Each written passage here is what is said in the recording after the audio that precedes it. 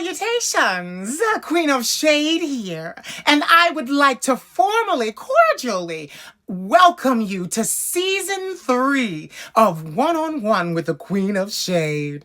Oh, we are so excited to be entering our Season 3 of One-on-One with the Queen of Shade. It has been quite an honor to speak to the most amazing Black and Latin men and women and Caucasians at times that live on the world's stage of social media. It has truly been an honor, and I have enjoyed every single moment of it. So listen, what you need to do right now is get yourself a snack and come on back to watch this show. Because, baby, we have so many wonderful conversations lined up for your viewing pleasure. These are not interviews. These are interviews. Show us what your soul looks like. Yes, we see you on social media, but let us see your humanity behind the beauty. Beauty is invincible, darling. But now, let's make it talk. So come on, let's get to the interview and enjoy it together. I love you very much, and thank you for supporting me for 3 seasons. Mwah. Love and sex, fools know best. It's the ones that want control of me. When they buy, they pay my currency. Why do you act so surprised? Cause I make them feel alive again. Cause I make them feel like they can win. Cause I always let the record spin. Cause I never let the party end. Cause I make them feel alive again. Cause I make them feel like they can win. Cause I always let the record spin. Cause I never let the party end. Come on into my boudoir. Come on into my party. Come on into my boudoir. Come on into my party. Come on into my boudoir. Come on into my party. Come on into my boudoir. Come on into my party. Love and sex means parties. Love and sex means parties. Love and sex means parties. Love and sex means parties. Love and sex means parties. Love and sex means parties. Love and sex means parties. Love and sex means parties. Then the rules you can choose. We don't tolerate the enemy. What you do here remains judgment free. You're so safe here. Cause I make them feel alive again. Cause I make them feel like they can win. Cause I always let the record spin. Cause I never let the party end. Cause I make them feel alive again. Cause I make them feel like they can win. Cause I always let the record spin. Cause I never let the party end. Come on into my boudoir. Come on into my party. Come on into my boudoir. Come on into my party. Come on into my boudoir. Come on into my party. Come on into my boudoir. Come on into my party. Love and sex means parties. Love and sex means parties. Love and sex means parties. Love and sex means parties. Love and sex means parties.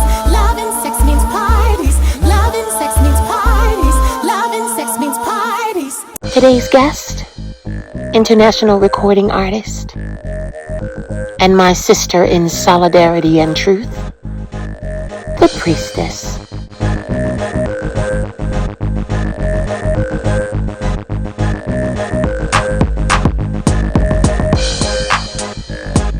Salutations, Queen of Shade here, coming to you with another very special presentation. It is Season 3 of One-on-One with the Queen of Shade, and I have been blessed to sit in this chair for 3 seasons. It has been an amazing journey. I have spoken to beautiful Black and Latin men and women and some Caucasians in there as well from all over the world. Conversations that really left an imprint on my heart and my soul. These are not interviews. These are interviews. We share our humanity and we have a conversation for your viewing enjoyment. And I hope that you are able to take something away from what we say. Having said that, today I have a treat for you. She was here Season 1, and that was an amazing conversation.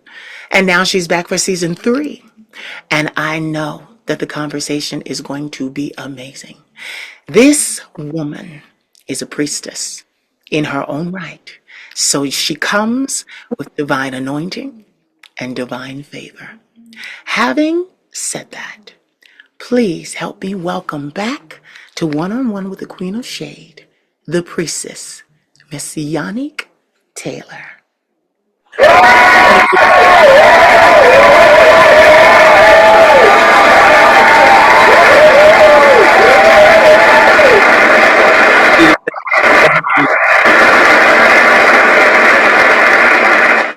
I let it go long because you deserve that. Thank you. Thank you for the fanfare and the hearty welcome. So glad to be on again for this Yes, wonderful season. yes, I'm happy to see. It's been a long time. Yes, it has. It's been what, 2 years at this Three, point? three, Three. mm, 3 years since we did this.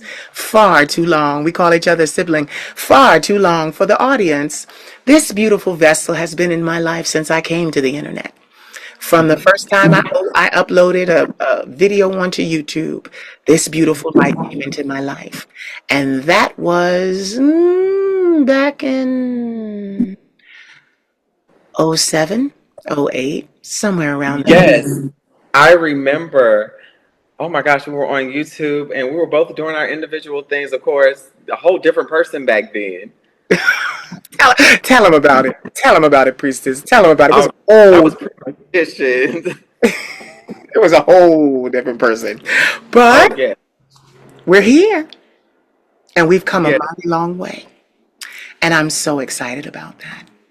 So literally, I couldn't wait to talk to you because every time I talk to you, I get blessed.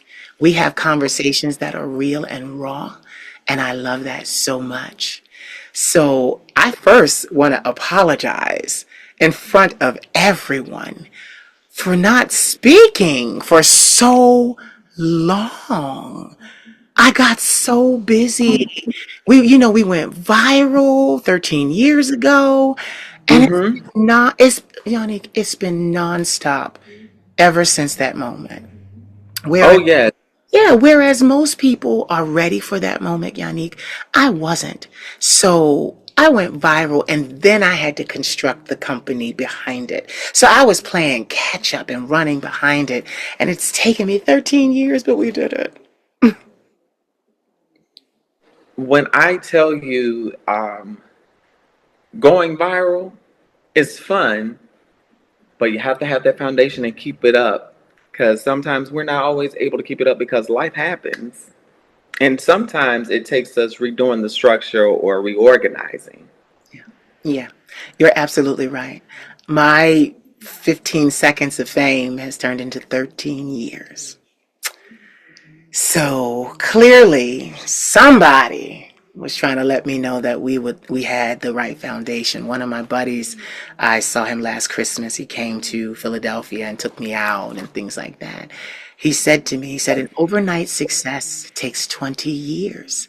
He said, but what you need to understand about that is whether it's year one, year five, or year 20, if the foundation is shoddy, it will crumble.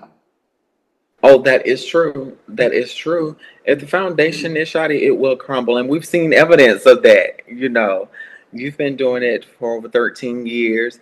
I'm still in the game, But one thing about individuals, and I'll say this for any creator, no matter what area that you create in, learn how to take a break sometimes while you're building. Because in that break time, you're going to see a lot. You're going to see where you need to shift some things around because it's quiet. You're going to see who you need to move around, who you may need to transition out of the team, or what you may need to just shift. And you may find something out about yourself. You're absolutely right. You're speaking so many volumes because I started with a great group of people and now I am a team of one. Yes. I'm a team of one. And I have four very trusted people that I trust in the whole world that come around me, but two of them really are around me. The other two I communicate with long distance via the phone, but I would trust them too with my life. But you're right.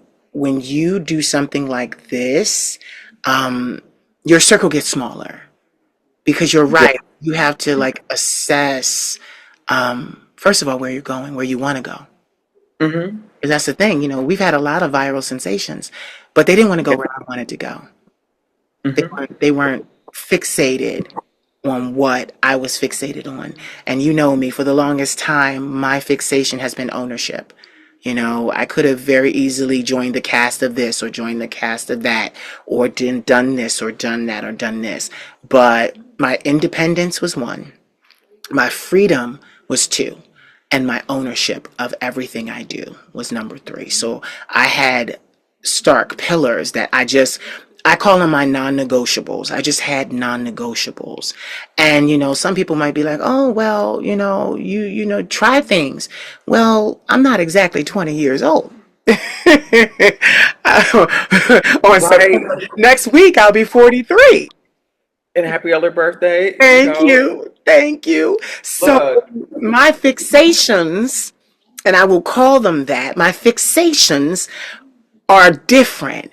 It's so crazy because, I was just speaking to the Queen Mother, my grandmother, today, and I was talking, and, we have those kitchen table conversations, but I'm going to share that here because you're my sibling and I want your take on this. But I was talking to her and I said, what really I don't understand? And she was like, "What?" I said, "I know so many young men and women that have college degrees, bachelors, that have masters, that have, built that foundation basically. But then they come and they chase this dream, and this dream, it's like I'm in it. Yannick, I've been in it 24 years. I don't understand it. I don't know. Yannick, I don't understand. Yannick, what you are asked to give up, what you are asked oh yes. to put to the side, what you are asked to bend over backwards and take, like Yes. I wouldn't ask it of an animal, let alone another human being. So she was saying to me, she said, "Well, baby, it's not that they couldn't stay in their field, it's that they want the fame. They want the fame." And I said to her, because the reason why I'm speaking like this is, this was not my first love. This was not my endeavor. College was my way, biology. I studied it in high school, studied it in college, and, I was going to be a veterinarian. My attitude is this: if I'm anointed to have fame in my life, it doesn't matter what I'm doing. I would have become a world renowned veterinarian. I look at it that way, and that's what I'm saying. Like, some people, if you're a social worker, you can become a social worker very well respected and well known in your field. You don't necessarily have to come over here to entertainment and compromise your dignity and your morals and do this way, because that's what I learned. Like, especially when you come in this game, because get this, a lot of for college, for a lot of us, is the way out. That's the way out. Okay. So you have that. That's the way out. So you turn around and you make that way out, and it's like you look over here, and I'm just like, "Baby, how is this appealing? What you have to do? Come on. What is being said to you?" Yannick, I had a modeling agent who will remain nameless. But I know he don't want me to call his name today because he was wrong about me. Don't do it, Miss Cindy. Don't. He like, "Don't do it, please." But he was wrong about me. But one of my guy friends who was masculine presenting, let's go there. He was masculine presenting. I was more feminine, but I could take a mean picture. He took me to the agency, right? Because that's what modeling is. You're supposed to be able to take a picture. I don't give a fuck about what's going on over here. Exactly. So what's going on behind the scenes? Take the picture and get paid. But he turned around and he gave me the photographer's information. He gave it to my friend because that's who he wanted to shoot with the photographer. He also gave it to me because I was with my friend, but my friend was the one that said, I'm going to drag you to this casting. You coming with me. You look like a model. You look like you just came off a runway in Paris. You're thin. You're this, you're that. They got to see you. So to not, it was kind of weird how it was going because to not lose my friend to the agency, they were playing nice to me. So that's what happened. So, because my friend was really adamant about me being out by his side, and I didn't meet too many models that were like that, but he was like that. So the booker, the casting director, gave us the information. I went home, worked my little customer service job, got the money, called the photographer. Next thing you know, I'm back in New York from Philadelphia. Took the little China bus, little $20 bus round trip. And I'm in New York. I'm going to meet the photographer. Me and the photographer hit it off. And before he passed, he was the only photographer I worked with all the time. Like, I sent other models to him, X, Y, and Z. Well, fast forward to after the shoot. I call the agency to speak to the booker, the casting director, to go see him and show him the photos because the photographer was a fashion photographer. He said, "Drop my name, you'll get in. Drop my name, they'll take you." Yannick, this black man, he was a black man. This black man, I call. This black man says to me, I'm like, "Hi, I'm in New York. I just came. It's Friday. I'm just here to, show you the results of the photo shoot." He goes, "Yeah, but ma'am, we don't see women on Fridays. We see women on Wednesdays," from my voice, because I was on the phone.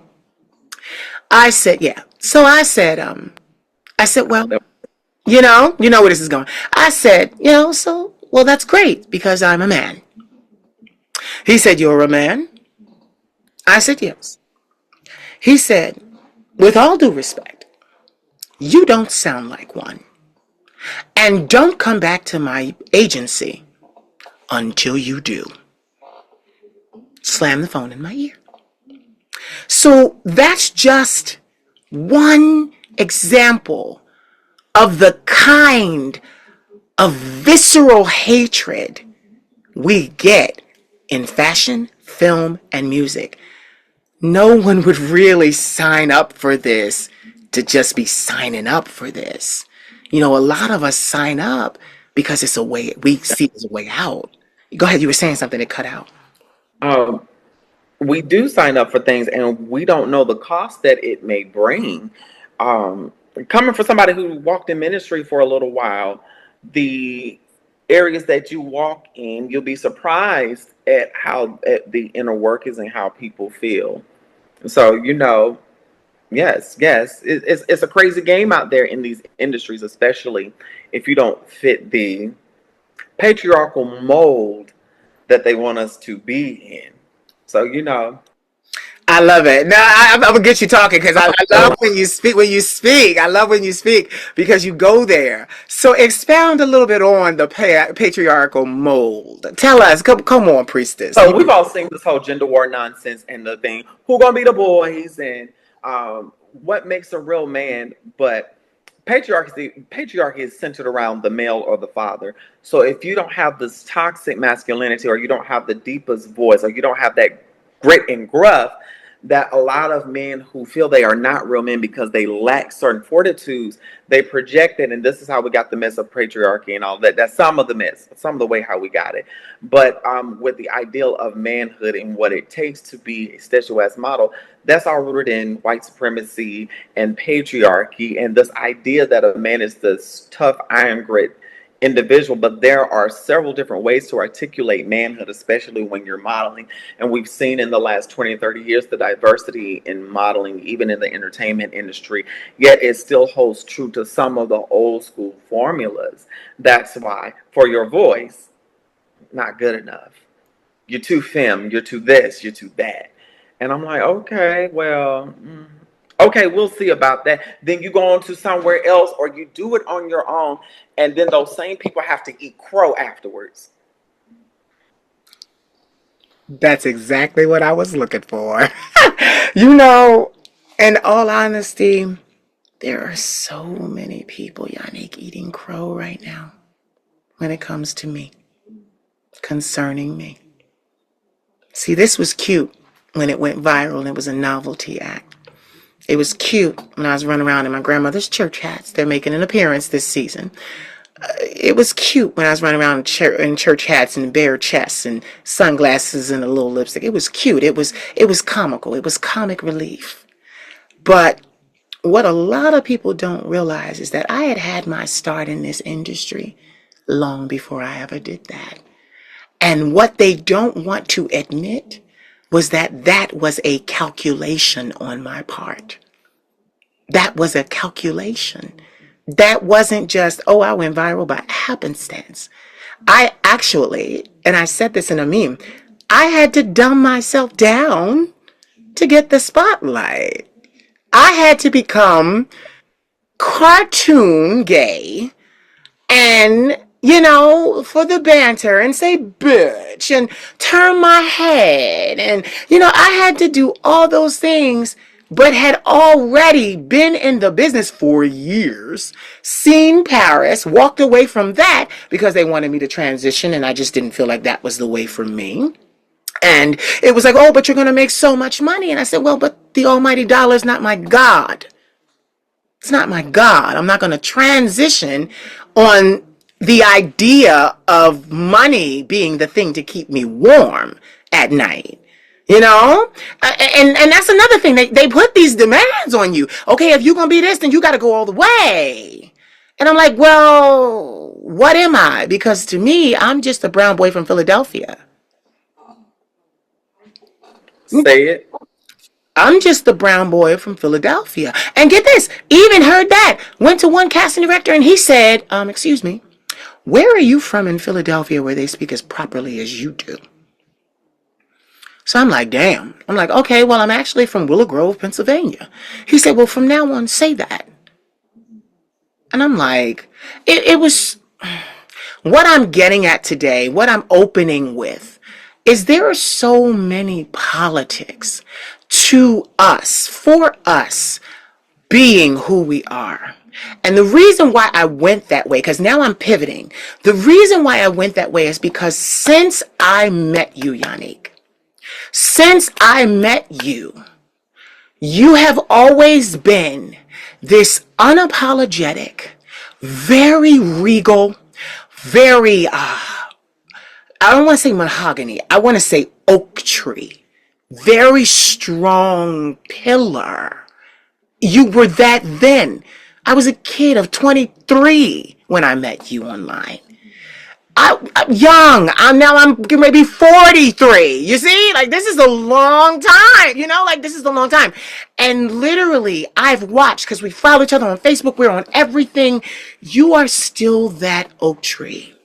No matter what has come, what has gone, what people have said, what they have tried to, do to you, like those things. You have been that oak tree. And it's, you can't fake that. You can't fake, okay, here we go. You can't fake strength, Yannick.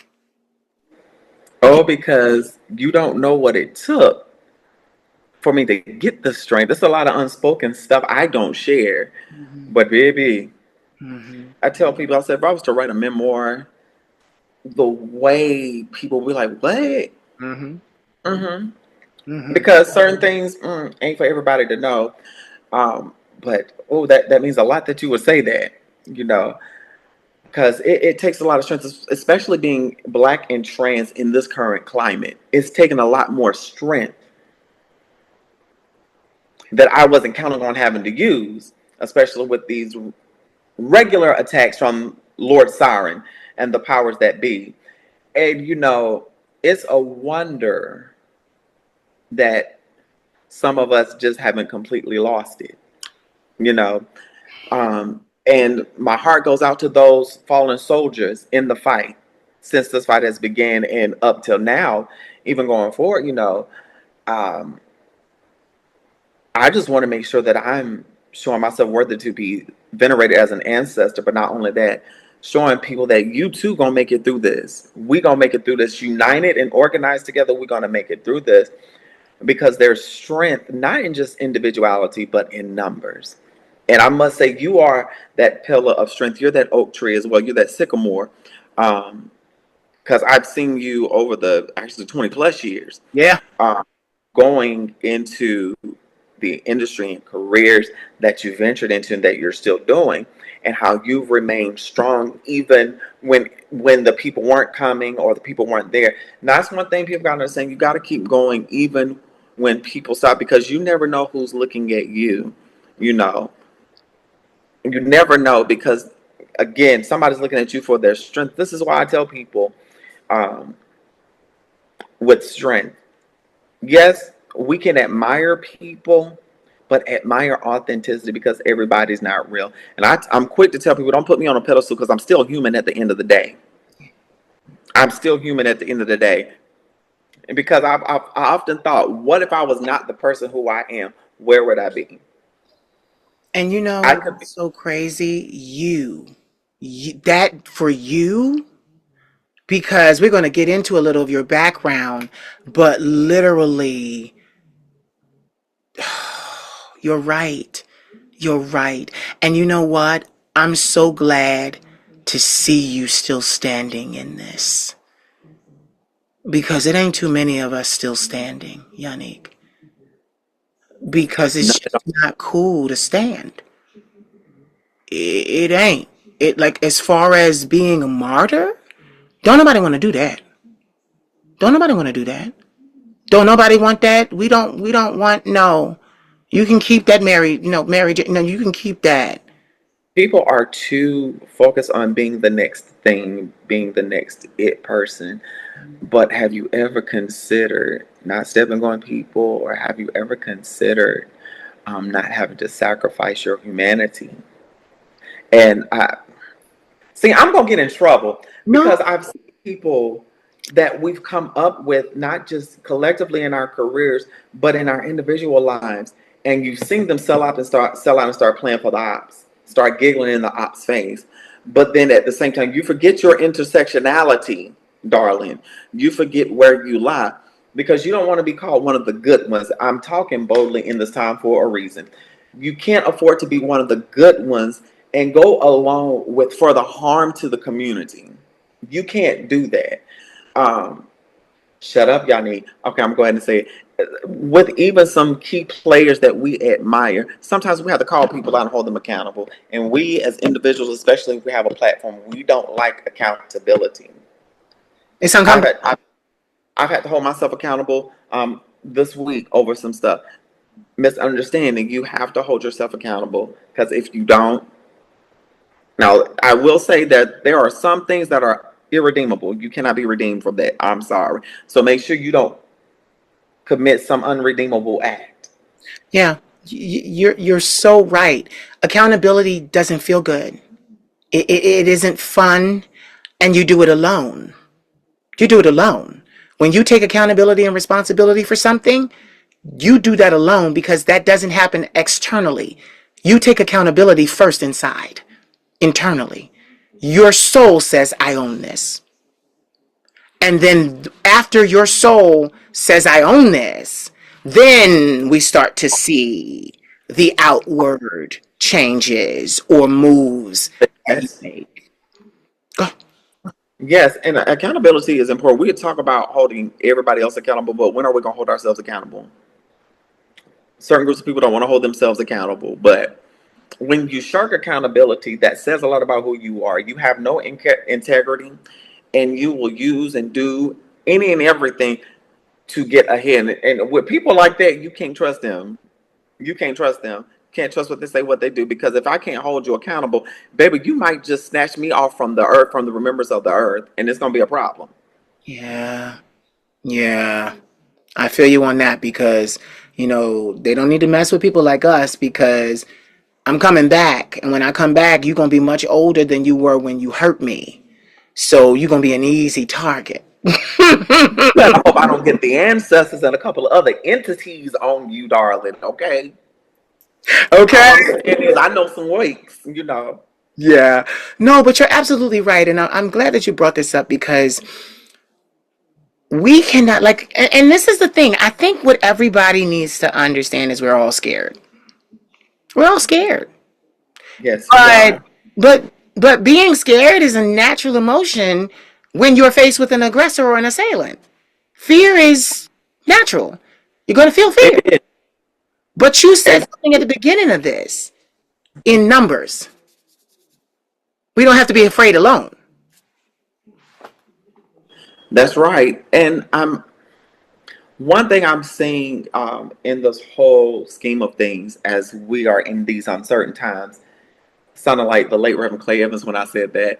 Um, you know, I look at all of this, and yes, there's a lot of division. This is what they're showing on the outer, but there's also a lot of unity that they're not showing on purpose because they know if we show you unified. But it's going to take us putting aside everything else, especially to those who are willing to organize. I'm like Ancestor Harriet Tubman. Those that want to play around and leave them behind and handle them in the fire of the Lord, if you know what I mean. Mm-hmm. And if we can't waste time on people that don't want freedom, but we can't waste our time on people that don't want better. We have to go along with those who want better, who are fighting for the right causes. And it's going to hurt. It's already hurting. We saw the events of the last couple of weeks. We've seen this where we've been surprised at the way people think. The signs were always there. The signs were always there. Number one, people know how to hide real good. Mm-hmm. Sometimes we don't want to see it, and then we don't know how to handle that. But at this time, we can't afford not to pay attention to the red flags or to anything that may seem out of place. Because again, these are scary times. People will do anything and everything. We've seen this with certain moguls and certain people in high places. And I'm just waiting for a specific thing to finally come out because we know when it does, Babylon gonna fall. I'm We waiting. got, I'm like the Lord of the Rings. We got to destroy the ring to get rid of Siren. That's what we got to do. Yes.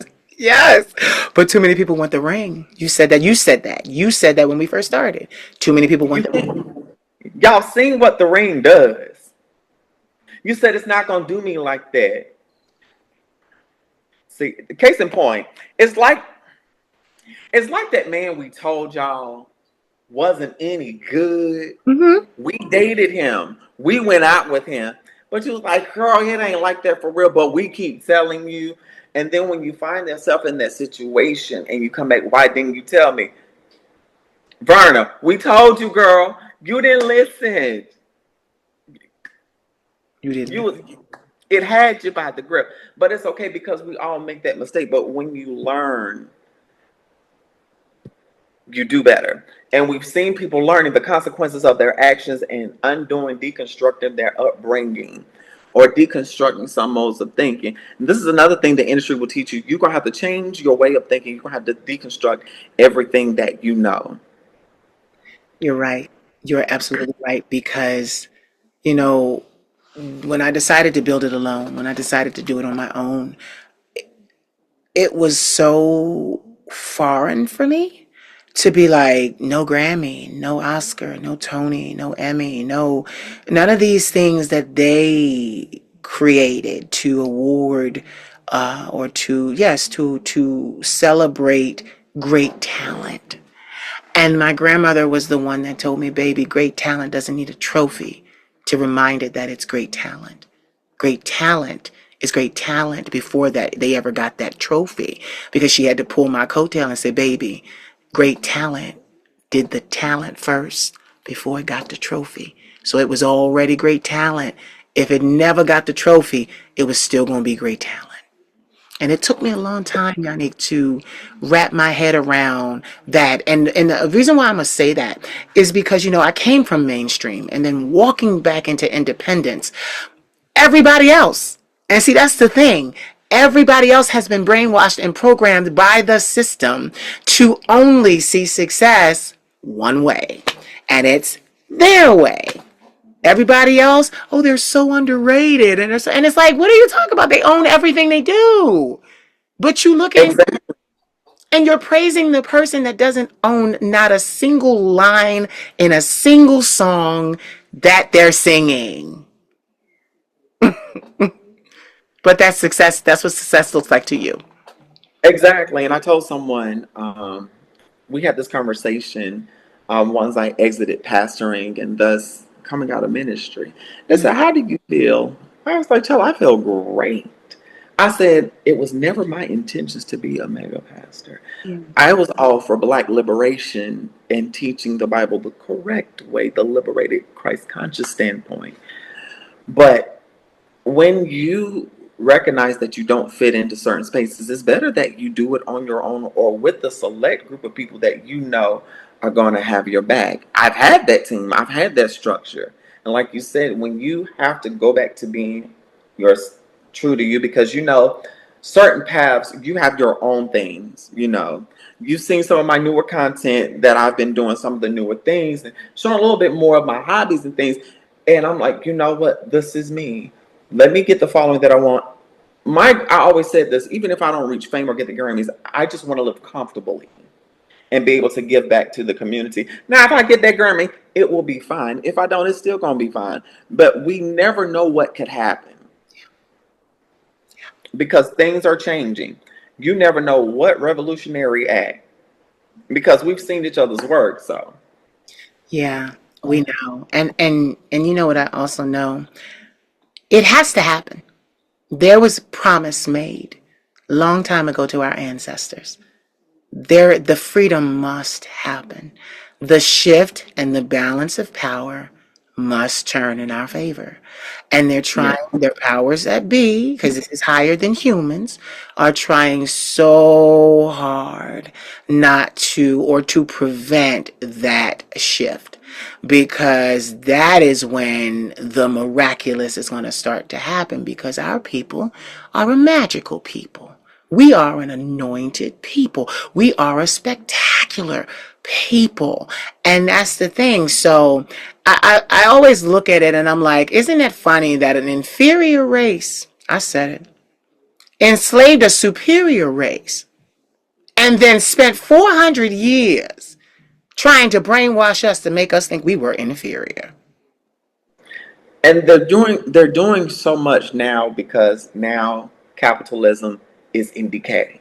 Yeah. Okay. We saw this almost 100 years ago in the 1930s. We've seen this throughout various periods in history.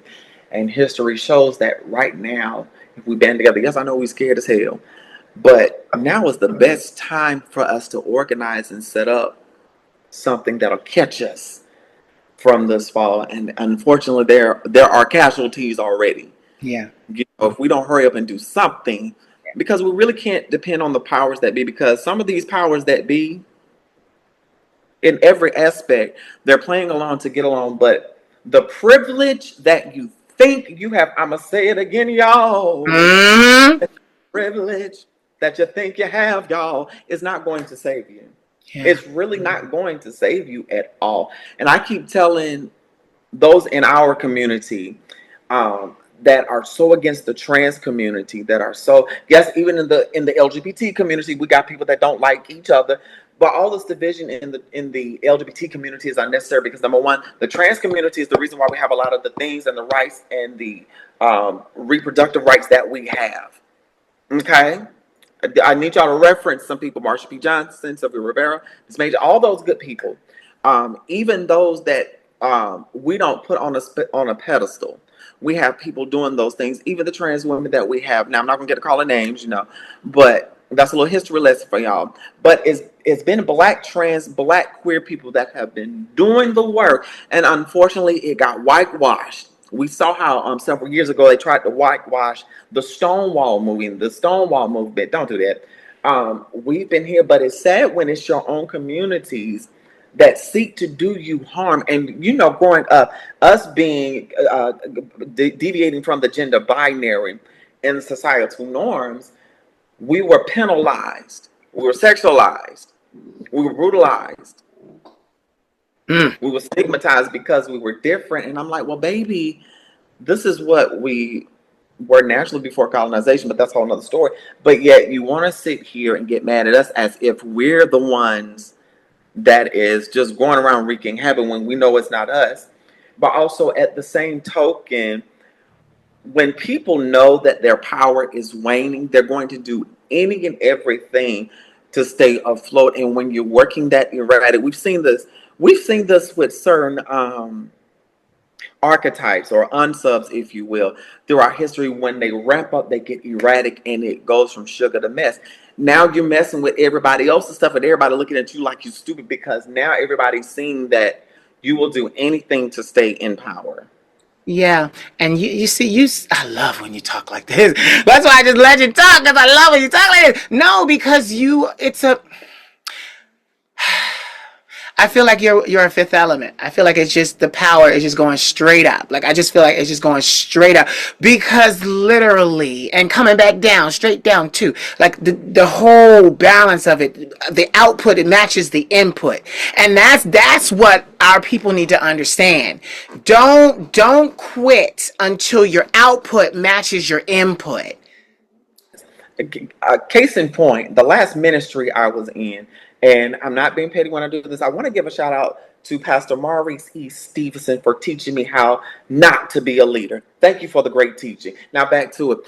In the last ministry that I was in, myself and a couple of other people that were deemed the weakest links were often blamed as to why the ministry was not functioning. No, the reason why you call us the weakest link is because no, we see where everything is wrong. We've told you what you need to do. We're stepping back and letting you learn the hard way. I'm not going to sit here and put my time and money in after I've advised you on what we can do on how to make this work and how to make everything better for everybody. But you refuse to listen. You want to do it your way because you think you're that big and bad. But sometimes you have to shut up, sit down, and listen to the people, or you may have to get deposed and put out of your position, however that may be.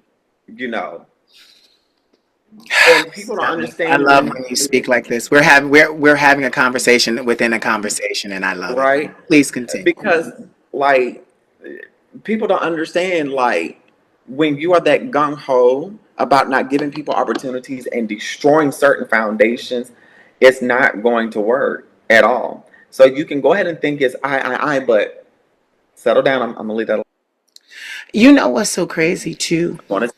There there are a few of us, and I'm gonna say this. Includes you. There are a few of us, and I'm gonna say this, and it's gonna scare everybody. I'm not really religious, but there's just certain things that need to be said.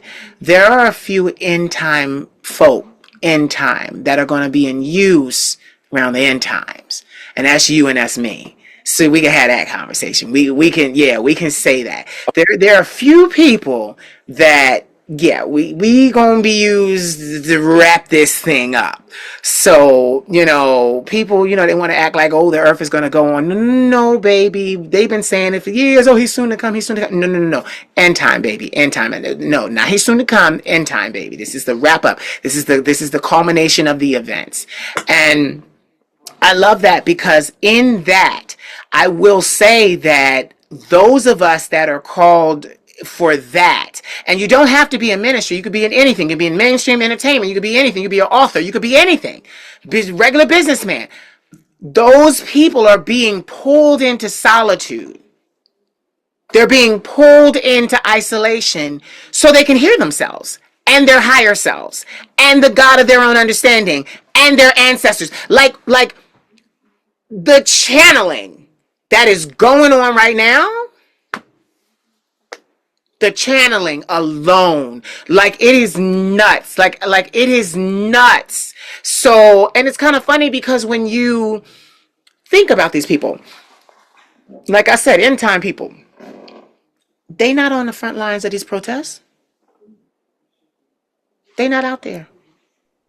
They're waiting on paradise. They thinking paradise gonna be somewhere else. Well, baby, you can have paradise now.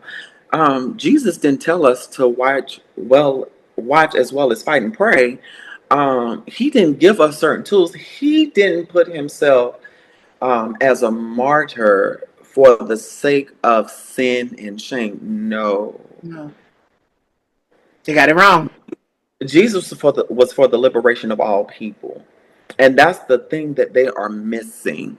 Jesus hung out with the hoes and the trans people or whatever, however they identify the non-binary at that time. You know, he hung out with the people that society rejected because he found out they really, when you look back at those, they really had no reason to do all this. A lot of this man. A lot of this you create out of religiosity to control, and it's like, you know, this whole and what they are fearing in actuality is the end of an age, the end of an empire. That's what that whole end in the Revelations. It was the end of that empire, the end of that age as they knew it, because we saw in the Bible, we saw, and this is a historical fiction that we're witnessing. So we, against the Roman Empire, we saw a lot of the falls of certain empires backed up against that. It's just showing you how society functioned then and what not to do. But I don't think people caught that just yet. I don't think they just caught that just yet, because No, go like I ahead. said, in end times. So we're seeing a ramp up, and we see this every 10 or 20 years or so when there's some kind of end time stuff. That's because people are fearful because they need some kind of answer as to what the hell is going on. But we are needed in these times because people like us are the voice of reason. We've studied the course of history. We're studying these movements because we've been forced to have to survive and fight in these climates. So we're a little bit better to equip to handle this madness than some of the people that have never did hard work a day in their life. Not to mention able to easily access our ancestors. Not to mention, and I'm gonna double back on something because you said something, and I wanted to say that. I'm gonna double back because I know I rubbed everybody wrong when I said an inferior race enslaved a superior race and tried to make them think that they were inferior. But as you said that, I was going to double back to that because the point of the matter is, and you said it just now, the reason why I said a superior race is because everybody was supposed to be on one accord. There was never supposed to be one superior race, because to tell you the truth, there's only one race, and that is a human race. Everyone is an ethnic origin, but we are all one human race. It is not the black race. It is not the Caucasian race. It is not the Latin race. It is not the Jewish race. We are all one race. And you know, I love this conversation because, like I said, we're having a conversation within a conversation. And I love that because Oh, those we go.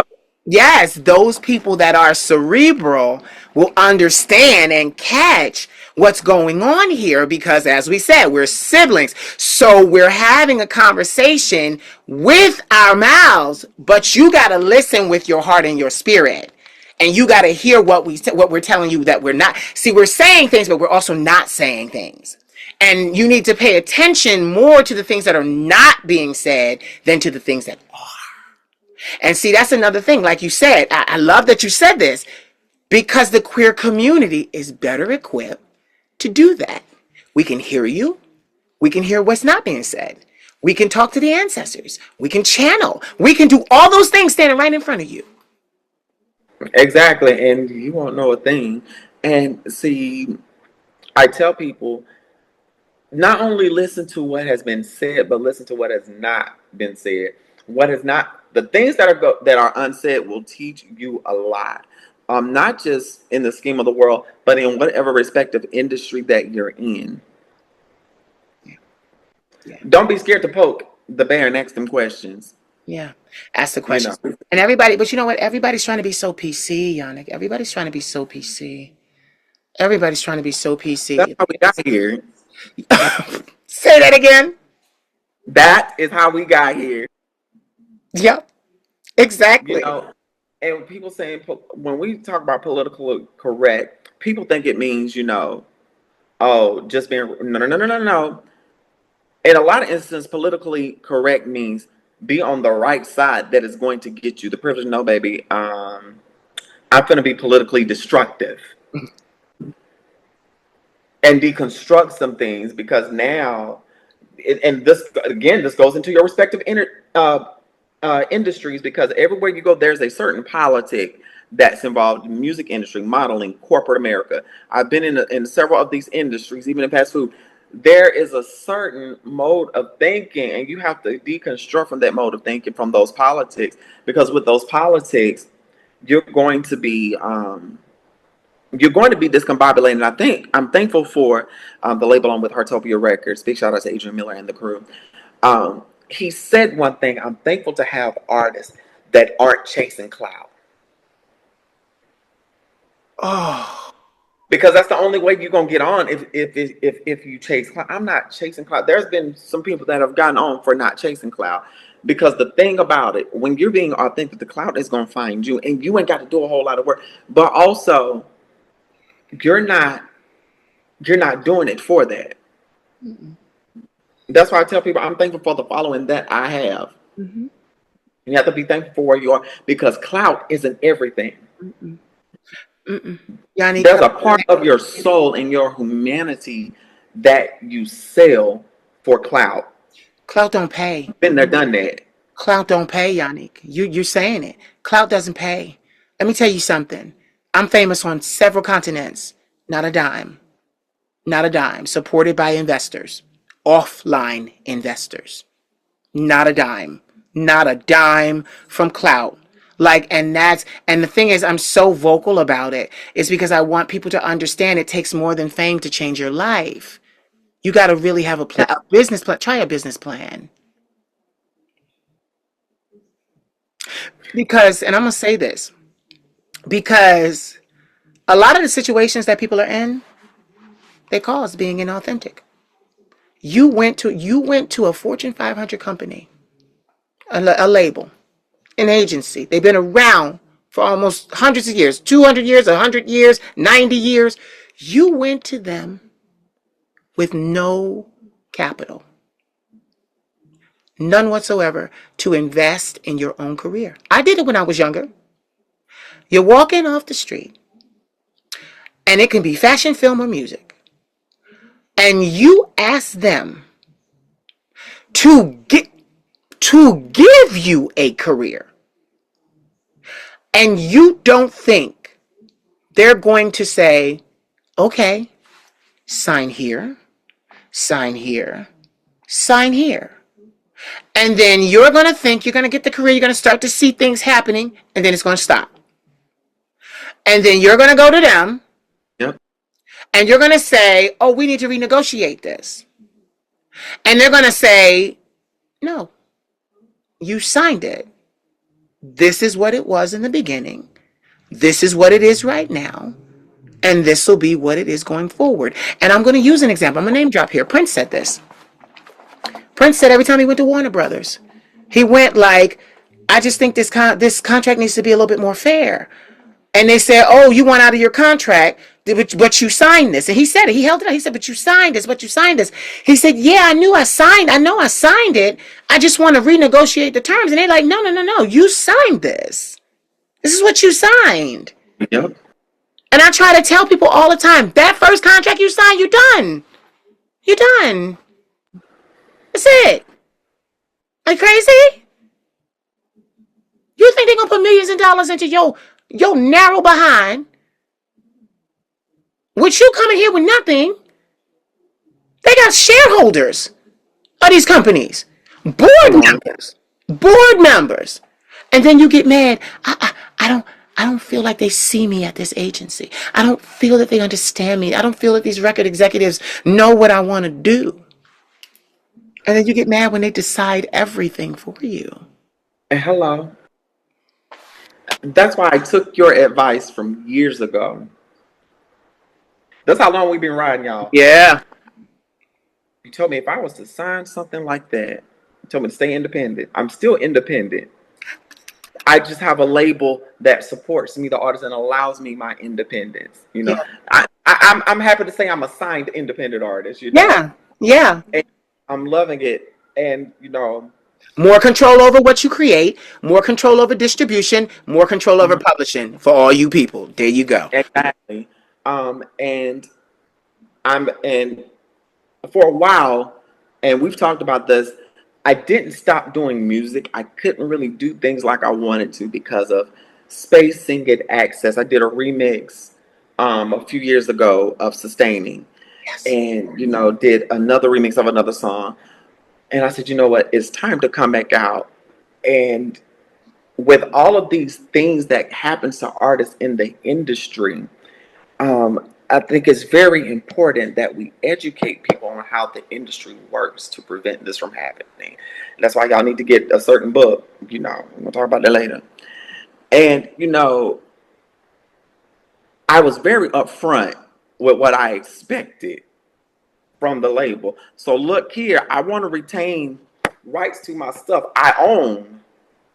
Let me repeat that. I own my masters. Can we work with it? He's like, no, y'all own all y'all stuff. I'm just here to help y'all build y'all's career, advise you do all good, good, good. You know what I And love? He's not greedy.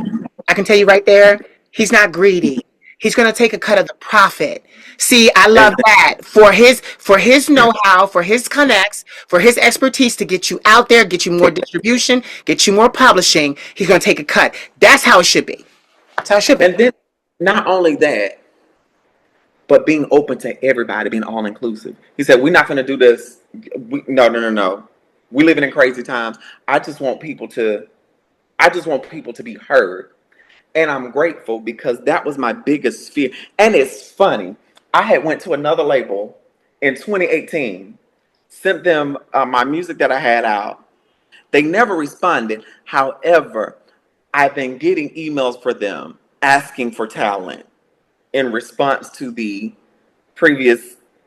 I'm like, oh, baby, y'all waited too much, too little, too late.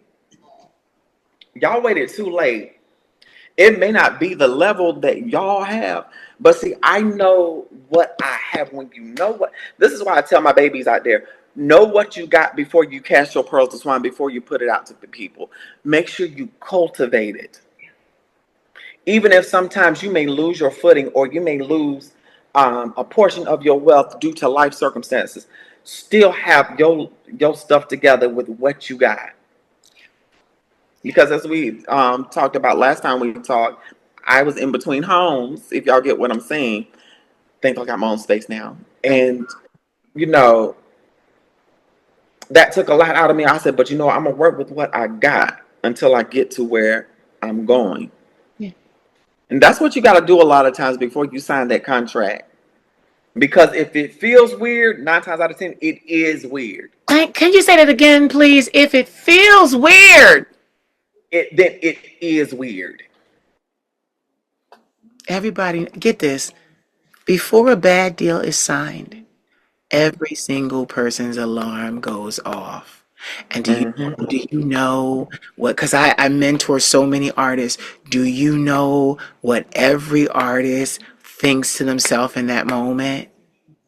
Oh, it's okay. I'll wait till I got more leverage and I'll change it then.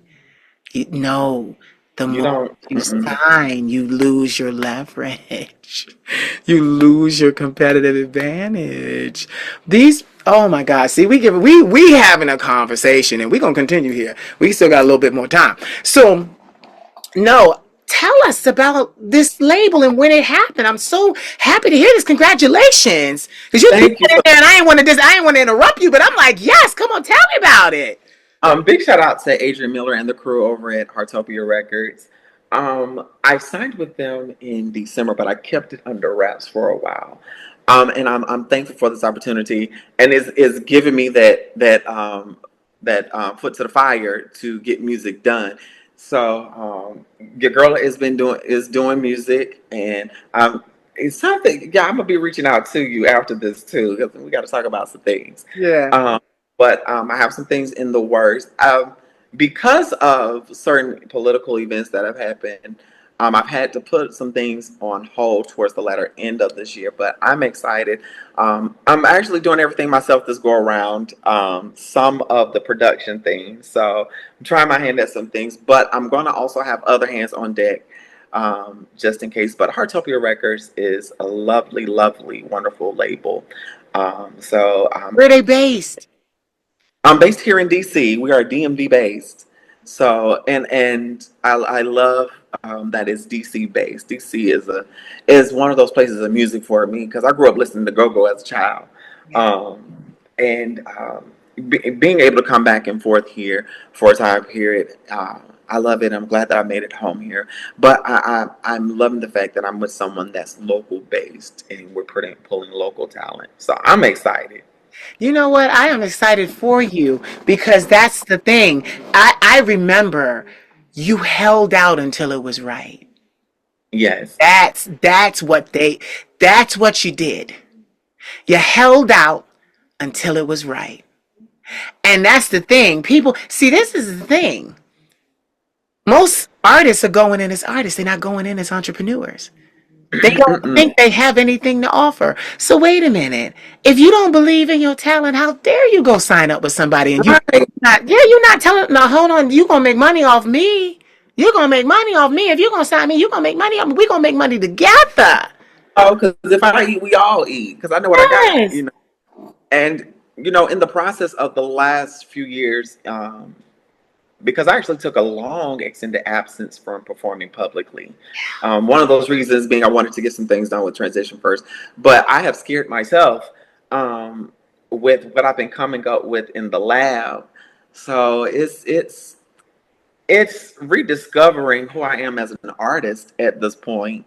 Rediscovering who I am as a singer because I'm like, ooh, okay, so I'm coming out of a certain mode now. So I'm grateful, and I'm grateful for your teaching and the multiple influences, and thankful for Heartopia. So just be on the lookout for us.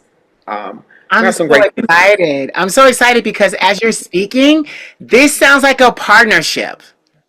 It Oh, sounds it like is. a partnership. Yeah, it sounds like a partnership. There are several other, I'm not going to drop no names, but there are several other mainstream artists that are doing partnerships. And Mhm. that's you know what's so crazy? That's if I ever had a label, that's what it would be. You're not coming to the table empty-handed. Don't come to my table empty-handed. And see, this is the thing. When I started, I didn't have no capital. I'll tell you up front. I didn't have no capital. I had to have an investor. And that's the thing. But what I love is my input from what I was given to what I created. Yes. Ciao. Ciao. The investors look at me and they say, baby, we gave you a shoestring budget based on what you did. They tell me all the time, you are the miracle because we did not expect what you did, what you're doing, what you did. And then they're like, and you never stop. We never see you. They're like, we never see you. I'm like, I'm working. I gotta work. I didn't take and do Exactly. this. I didn't take and do this to sit on my behind. I didn't And know. This is the job. right. And it's funny because there was I told people was like, where have you been? You've been too quiet. Because I went to a conference and I sat on some panels. But somebody was like, where have you been? I said, I've been hiding because I needed to get some things settled. And it's like, wow, like I'm working. Y'all don't know what I'm working on. And you have to do that. You have to work in silence because a lot of times you don't have unnecessary input and you can really think and focus. And that's where I've been. And I know at some point tonight, I'm going to do some light vocal work, on a song. But it's funny because I've been working. I wrote a song 10 years ago Yeah. and I'm getting ready to put it out now because I'm like, I'm not ready because I knew then what I was dealing with. I said, I want to be in a better place when I release this. Now I'm in that place and I can better articulate my feelings now. And I had a little bit of therapy. And when you do that hard work, sometimes even with some of the things I've released, when you do that hard work, it's more meaningful when you display it to the people. But it also is good when you have certain key people. I have my best friend, Nova Black. Thank you, girl. Um, she has been one of the people that have been helping me on a few of the songs that I have been writing and that I've written. And so I'm excited. I'm excited for both of us, but I'm just excited about where I'm going because I told my partner, I said, I am determined to keep creating because it gives me something to fight for. That Because part. I'd be damned if I let somebody tell me I'm not going. No. We're That not letting it happen. that part. That part. And we must continue to make art. We must. We must. Because where's our futures if we don't? Where's our future? And, and art tells the truth and it tells the story. Hmm. Not all art, because we have some people that use art, but no, real art Yeah. causes controversy and causes you to think. Real art causes revolution. Yeah. That's why they're coming so hard on media, trying to take over certain art forms and doing this and that, because they know with artists, people are going to listen to that. That's going to get in their spirit. That's why they attack the music industry so much, and that's why they attack art, because art speaks truth and it causes revolution. I was having a conversation with my nephew last night. He's 24 years old. He's one of my confidants. He's been close to me since he was 15 years old, and I started teaching him about the business. So imagine he got it all for free because I was literally just pouring into him. I don't have any children of my own, so he became not, and he didn't need parents based on his experiences with both his parents, but he needed just someone to be that man figure in his life, and I was that, and I love it because he's straight and he always says, I never thought I could learn how to be a man from a gay guy. And he said that. He said, that's how I used to think. He said, but I watch you. Yes. He said, he said, a man, and I taught him, a man is handling your responsibilities. A man is being kinder to people that you could crush, but you choose to be kind. That's a man. So I was talking to him actually 4 o'clock this morning, and because my days go late, they just go late. I work all the time, 16-hour days sometimes. But he said to me, he said stars need to understand that even our government, even our politics and our society, they need stars. He said because the star, they want to make sure they can pinpoint who's following the star, because if they have the star, they get the people following them. They get the people following. Now, this is a 24-year-old telling a 43-year-old. He said, he said the government needs stars because they want the people that follow the star. So they also want to police that star so that those people hear, see, and feel what they want them to feel. And I was like, yeah, I can't subscribe to that.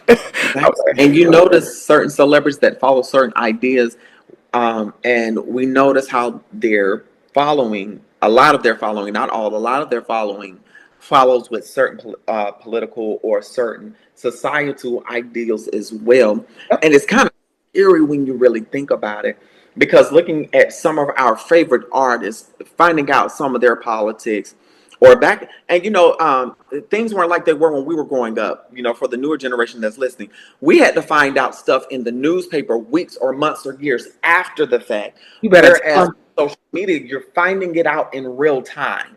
You're finding it out live. We didn't always have that, and now that we have that advent, is scary. And hearing what some of our favorite type of stars really has to say about the fans that they bait to support them. And you're right, it is a tool, a political tool.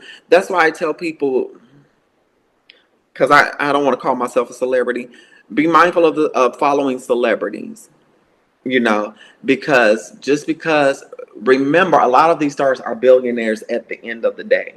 Yeah. Y'all are not in the same socioeconomic class. Y'all are not in the same, no. They're going to have the mindset of a billionaire. They're not going to have the mindset of a regular person. And I'm sorry, I love my favorite artists, but let's call a thing a thing. Kudos to those billionaires that are doing the right thing. That are like, yes, I know I'm a billionaire, but I can't just, I'm gonna do the right thing. And there was a certain celebrity that said, yes, I know I'm a billionaire, but I'm down to fight for the cause. I pay my taxes. I live comfortably. I give back to the community because I don't need all this wealth. Yeah. Where am I going to put it? And I tell people, if you got to hoard all of that you have, what's the use of you having it? That's like having a mega church full of ministers in-house sitting up under you. What do you have all of that for, baby? They're supposed to be going on the highways and the byways. You hoarding stuff because you're selfish and you have a lack mentality. You have a scarcity mindset. Yeah, and I want to add to that. I want to add to that real quick before I let you continue. Not only is it that you allow what happened in your childhood to dictate to you your future.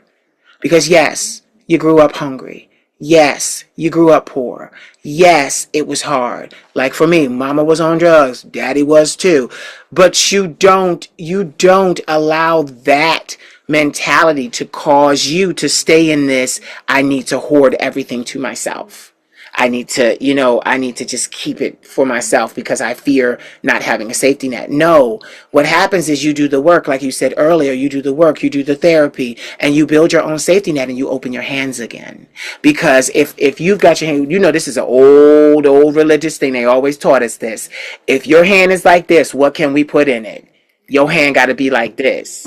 So people don't understand that you're going to feel the urge to do that because it's so much and it's so overwhelming and you love it. But keep your hand like this and just let it flow in and out. It'll be there. It'll be there. It's not a bird. It's not going to fly away because what people need to understand is if you're afraid of it flying away, you didn't build it. Anything you built, it's got tax, it's got an EIN number. It's got a trademark. It's got copyrights. It's got all these things you can't see that's going to keep it in your hand, whether your hand is like this or not. Exactly. And I tell people, be careful at who you let feed from your hand too. Be careful who you feed with that hand, because not everybody's going to use that information wisely, or some people are not going to use it at all. They're going to just see what you're going to say and then try to take that. You have to be mindful of that. And that's one thing. I don't mind being a blessing to people, but everybody know who not to share their resources with. That's all I'm going to say. Know who not to share certain resources with. And you'll always know, going back to a point that we said earlier, if it feels weird, then it is weird. Yeah, like I was talking to my grandmother this morning, and I said to her, I said, I was like, I did all of this as a quote unquote sick man. I built a global brand while trying to monitor and maintain mental illness, taking medicine every day that is life sustaining. And my attitude is, I did all that to survive. You ain't sick. What's your excuse? But my thing is this, not just the work. What's your excuse to not be kind? Life is going better for you. You don't have to take all these medications. You don't have to do all the therapy. You don't have to, you don't have to do all these prerequisites and all of this and get this and do that. So your life is exactly how you planned it. Why are you mean? And when you have all that hatred and you're so unkind, it's gonna show up. That's why you have bags under your eyes. Your skin look bad. Your hair falling out. You're looking like you're aged 30 years, and you're only 40, but you look like you're 70. Don't. That's nasty. That's why we have certain people looking like a walking purge mask or jigsaw. You know, all that hatred. But see, that hatred is actually how they feel about themselves inward. That is a projection of how they feel about themselves, and that's not my problem. I need you to fix that, Yeah. before I fix it for you. And get it. I ain't got to lay a hand on you. You're not going to like who I call. You're not going to like who I call. Yeah. Because You're not gonna be able to fight them with just your fist and your hands. You're not gonna like who I call, and I try to tell people that all the time. You don't know, like oracle, shaman, prophecy, healer, spirit, medium, clairvoyant, phoenix, fury, all these gifts. You're not gonna like who I call. You're not gonna like who I call. What you say? Say it again. is necessary. You're not gonna like who I call. It's funny because I have a test that someone moved against me the wrong way, and I moved in a certain aspect and did certain things, and I got a phone call, girl. This is what happened to so and so, so and so. For real, I wasn't shocked and surprised because I knew it was coming. Keep playing with me. Yeah, they had to move from this place and go to another place. It's still the same thing. I'm like, yeah, they're stuck in insanity because number one, you're moving with unkind intentions. Had you had the right intentions, and sometimes people with the wrong intentions, they get popular. We see this now with the madman. That's all over the place, Yeah, yeah. and it's like, you catch more flies with honey, baby. Just, I don't understand. Just, But we've been accustomed to take the nice nastiness and act like it builds character. We've been conditioned to take abuse. And now that we're in a place we ain't doing it no more, it's unusual to them. They don't like to be people don't like to be told no. Yeah. But if you're gonna be around me, you're going to either be kind or you're gonna have to walk out the door. Yeah. Suffer the consequences. Yeah. Yeah. So tell me, when can we hear some music? And I mean, when it's coming out. I don't need private, no, because I know you. I know you up there working, because I know you went to school for music, so I know, like, I know it is coming up on holiday season, but I'm looking in mid November. okay, Um, wow, that's close. So you've been working a while. You've been doing this project for a while. yes, I'm releasing a couple of singles. Okay. Uh, and I'm taking my time, but yet I'm able to spend the necessary time working like I desire to get it out. Um, I'm choosing a specific date that's special to me. I'm going to announce the date soon. Okay. So just have to get some more things in the works as far as getting it done, because it's a lot of work when you're doing it by yourself, It is. doing backup. Yeah, I'm And gonna then ask this. I'm gonna ask this question. Your label, do they already have somebody to do social media? Because TikTok will be a huge thing for your music. Yeah. oh yes, we have all of that on lock. We have everything that we need, and I'm happy about that. However, I told someone, I was, look, I'm gonna check back with y'all because I might need y'all to fix some shit that I may mess up, on. But I'm thankful for people who have actually taught me some things as well on the label. I'm like, oh, y'all don't know, y'all are helping me, because we're not only a label, but we're community as well. So we look out for each other, and I'm just excited. I'm nervous. I'm nervous as all get go, because it's one song that I wanted to put out already, but I'm like, nah, because I'm like, let me get this verse together. Let me get this verse together. I'm learning everything is not to be sang. It is not to be. Sometimes you have to speak and talk. So that's going to be something that's going to follow not far behind that particular song. But the song that I'm releasing, it's going to shock everybody with the direction it's going, because everybody's known me for the happy-go-lucky. No, this is me giving someone their walking papers out of my life. Um, After this is called "Leave You Alone." It's about a relationship. You were there for this saga Yeah. about exactly 10 years ago to date. I had wrote a song about that experience of dealing with that ex, and um, I wrote a song about it, and I finally got to the place where I could sing it. So yes, I'm excited about where it's going. Um, I have been working on the song actually since March of this year. I've actually been working on both songs since March of this year. I'm excited for where it's going. And one thing I will say, when you know how to work your voice and you sit there and learn the craft, sometimes it takes a little bit longer, but sometimes it may not take as long. Just have to know what you're doing. I love that you said that, because music really does. You really shouldn't rush, and that's the thing. Like, you shouldn't rush it. Music, like you said, when you said, "Oh, I wrote a song 10 years ago," I smiled, because that's the way music is supposed to be. You're supposed Yeah, to write songs, and you're supposed to hold them, and you're supposed to wait till you're in a different place, and things like that. But the problem is that artists don't write their music today, so they don't know about that whole growth and maturity process coming through the storm, and then being able to release the song. I have songs too, like one of my songs that was on one of my albums called Hurt Me Again. I had written that back in '05. It was '05. I didn't put Hurt Me Again out until May 24th of 2024.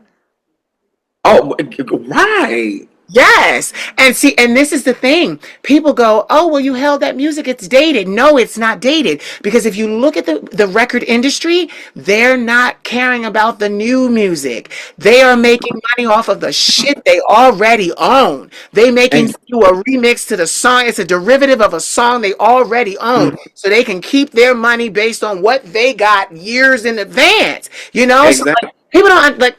People don't understand how music industry works. And that's why I mentor, because it's like, you don't understand. You got to understand the politics. There, that word again. You got to understand the politics of music. And we got a lot of artists that don't understand the politics. I've spoken to so many artists that were gifted and talented, and they had it, but they didn't understand the politics of music. So I left them alone. I said, listen, I charge. If you want to know, you want to know. If you don't want to know, you're not. Because that was rule. That was the first test. Let me see if you're going to invest in yourself. Let me see. Exactly. Let me see. And it's funny. I was gonna go with one person to do the song with, to do "Leave You Alone" with, but I was like, no, I'm going to wait, because this was also during the height of COVID. So it was a strain for artists everywhere. We had people doing virtual concerts, and I was actually streaming on Bigo at the time. Um, like surviving, but I'm thankful for the platforms I have now, and not just with music, but you've seen the other side of entertainment that I'm in as well. So really, I actually have a couple of songs based off of that as well. But I'm in this place to where I'm showcasing what I have, and I'm excited. I'm excited, and I can't wait till we do a duet together or do some music It's together. coming. You know it's coming. Don't you play with me. Because It's coming. I already got you on. I already want to inquire about a song Okay. that I got. So Okay. that's how we work as siblings, y'all. That's how we work. Listen, I'll be here. People have been asking me. I'm like, no, no, no, no, no. I'll do it for my sister though. I'll do it for my Yes, sister. I'll do it for yes, my and I'll do it for my sister. yes. I don't play no games. I'll do it for my sister. You have my yes right here, so you ain't even gotta worry about it. Give me a little time, get my voice together, because what happened was I recently, let me say this to y'all too. I've been saying this in a lot of things too. If you as an artist, if you're a musician, if you use your voice, you need an ear, nose, and throat doctor. I'm looking right in the camera. You need an ear, nose, and throat doctor. If you don't have an ear, nose, and throat doctor, what the hell are you doing? Because you're going to damage your voice. So what happens is I went to see him because for a year I had no access to my upper register. I couldn't Hmm. access it. So I was like, what's going on? Am I hoarse? Do I have polyps? What's going on? So I went to see him actually recently.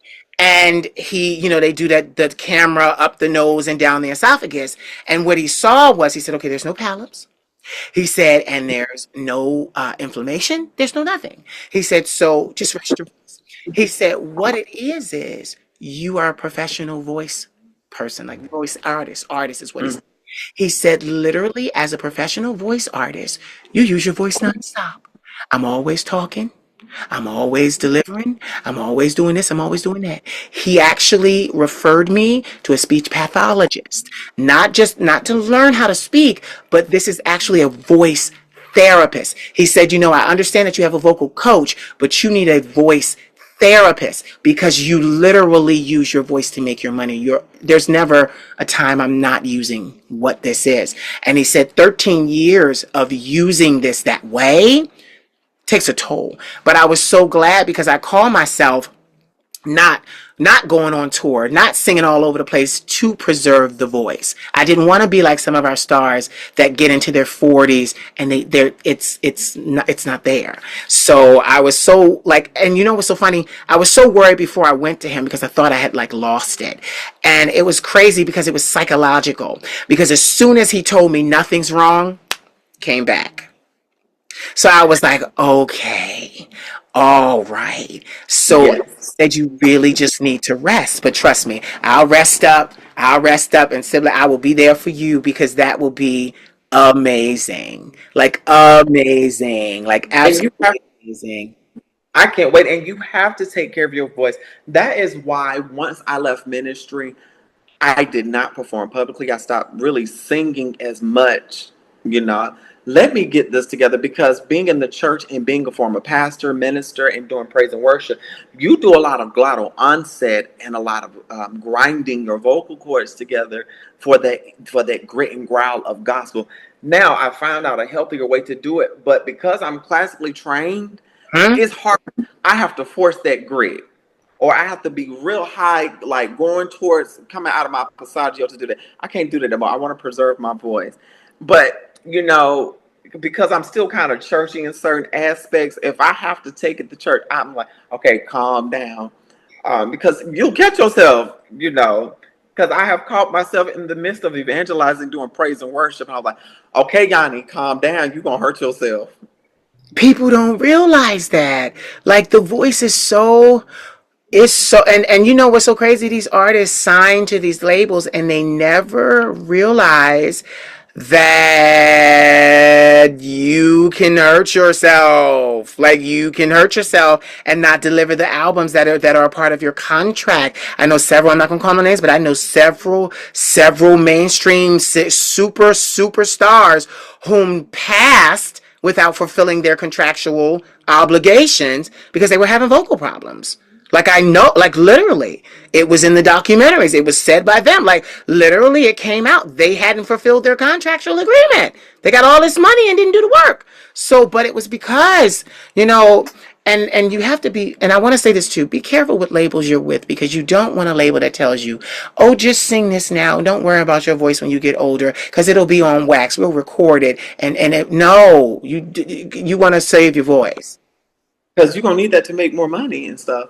And like, even though I am a connoisseur of a certain type of flower, you know, I know when, and because I told my partner, let me lighten up. Because one time I was a heavy, tobacco user. I'm backing off on that. Thankfully, it hasn't, caused any issues with my voice. Thank you, Lord. But you're professional. You know how to do. You know how to right. Yes, I know how to work around it, but Mhm. also know what you're doing with your voice and for your voice. Because a lot of the kiddies don't listen to that. But one artist, I'm not gonna call their name. They're a certain artist that was famous from YouTube, and we've seen them blow up. You know, Mhm. um, I love his longevity and the fact that he still has that range from I know when exactly we what were you're talking all about. there in our 20s, right?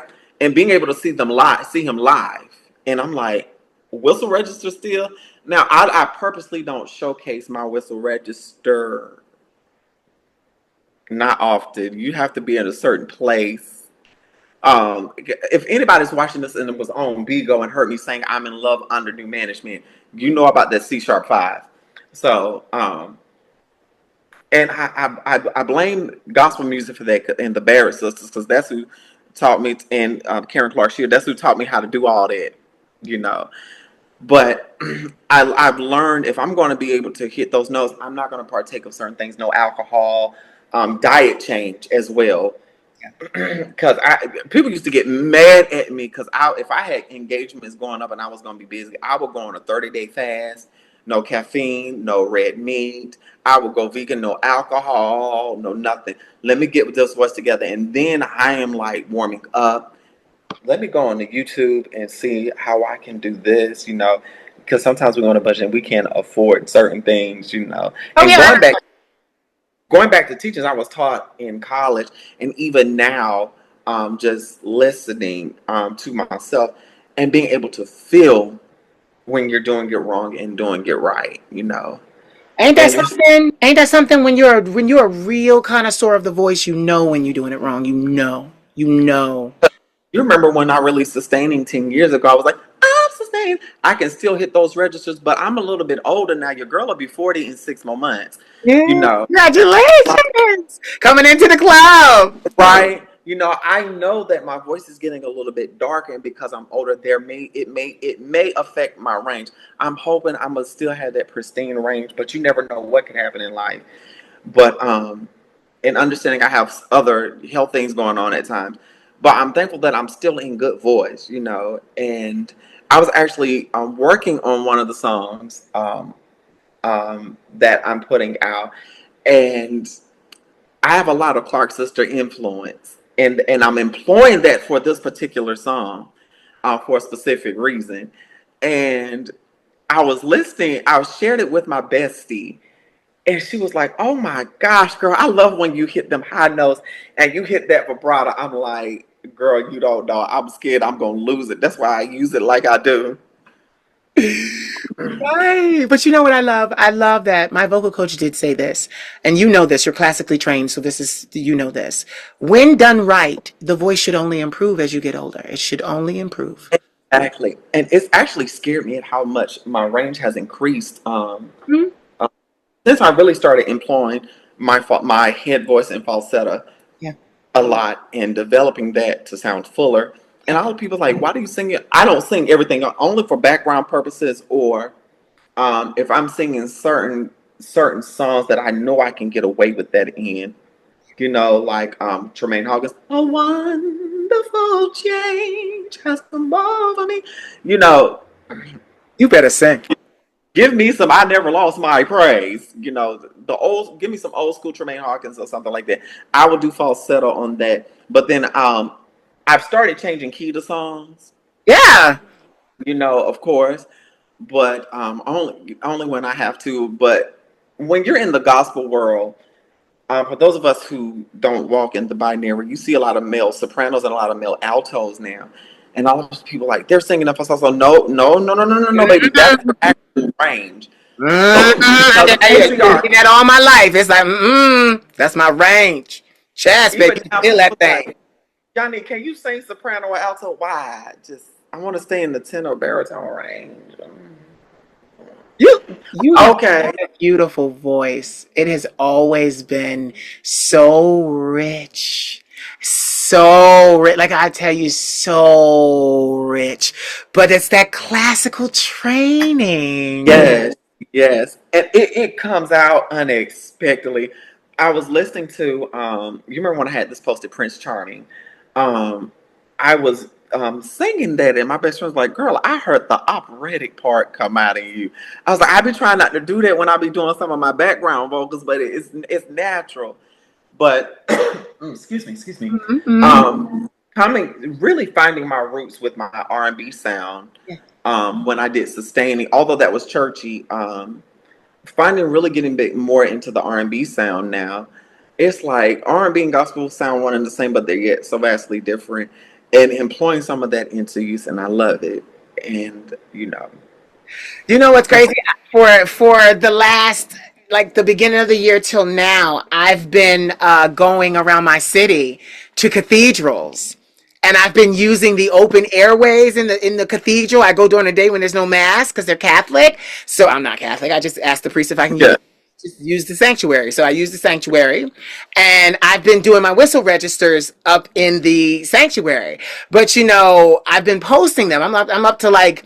I think like I have many that I haven't posted yet, but so as far as posted, I think I'm up to like 71 or 70 of them. oh wow. See, now I'm gonna have to go back and watch them because Oh my God, I can't believe you haven't heard them. Wait, let me see if I have one real quick. Let me see. It's mine. to be honest, I have been trying to be on social media the last couple of weeks. But you know what? But You will be closer to your release. Closer to your release. yes, Yeah, closer to your release. yes. Because a lot of I, artists are not on social media because they're creating. So that's understandable. Yeah, let me. and because of the political times we're in, I've kind of had to be mindful at what I engage in as well. But Mhm. I've been keeping note of your content, though. I've been watching. I have to go back and watch a couple of those because I'm like, it's something you did in a couple. Let's Let check it. me see. Let me see if I got any of them in here. Because I take them out. I take them out and I move on to the next thing. But get this. I'm no fool. You know I'm saving them. I'm saving them. I got the sound bite and everything. Hold on. Oh, Let's see. I have all of the original videos too. Just Right. in I'm like, you crazy. Let's see if let's see.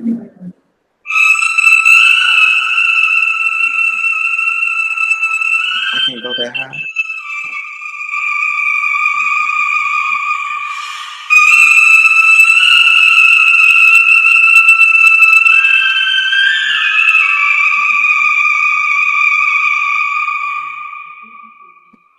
Let's see.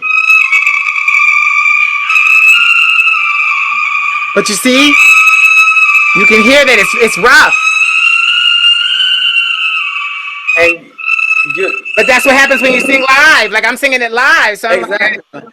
And see, the thing is, when I practice, I go in my closet. oh, okay. Because I Like live in a an little apartment. space.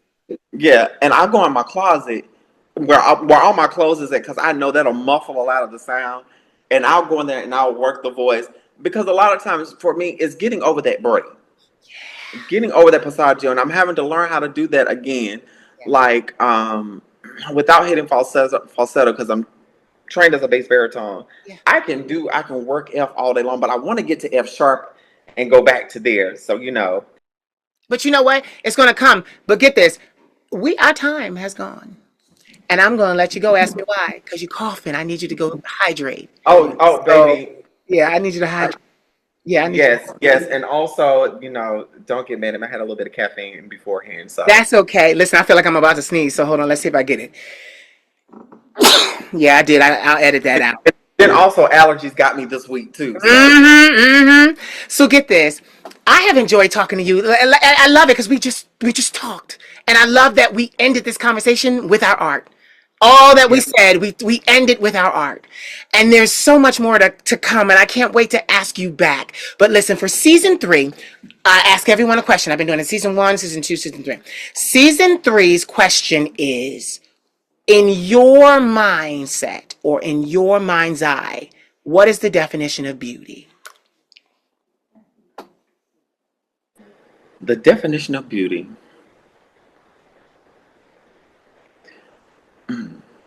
The definition of beauty, it goes beyond the physical or that specific attraction, but beauty is what lies inward that makes the outside beautiful. That's beauty. Beauty is the identity that lies within you. Beauty is what everybody else can't see because what they see on the outside is infatuation and attractiveness. Real beauty is intimate and it's not everything everybody can see. Oh, God, what a lovely way to end that. Ladies and gentlemen, don't go away. Ladies and gentlemen, you have heard the vocal stylings of my sister, Miss Yannick Taylor. I love you. I love you. I love you too. I love you too, Sid. So did you enjoy? I know that I did. It is always a pleasure to speak to one of my boys or girls and have conversations that are meaningful. I hope that this conversation gave you a few nuggets that you could take into your own life, activate, and get changes and results for the better. So listen. If you haven't hit the subscribe button yet, you might want to do that. Subscribe to my YouTube channel, The Queen of Shade. And then after you do that, you need to go to my main page, scroll down to season 1 and 2, and watch them both. I love you. And I do this because it is an amazing opportunity to bring humanity to some of the most beautiful people in the world that you've never really heard speak beyond just a few segments on social media. Conversation is important. Back and forth, the dialogue, networking. It's how we all get anywhere in life. Trust me, baby. If you're not networking, you might as well start, because I guarantee you, networking will get you further than any money exchange ever could. As I said, I love you. And remember, I am the Queen of Shade. That is a fact and not a mother opinion. Mwah.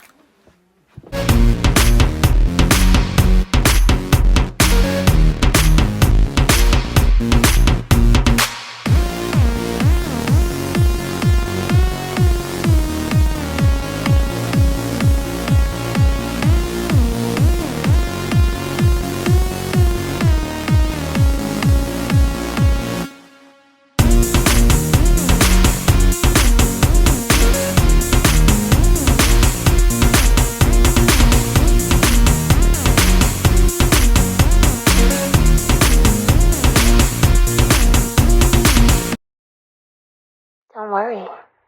I'm a professional.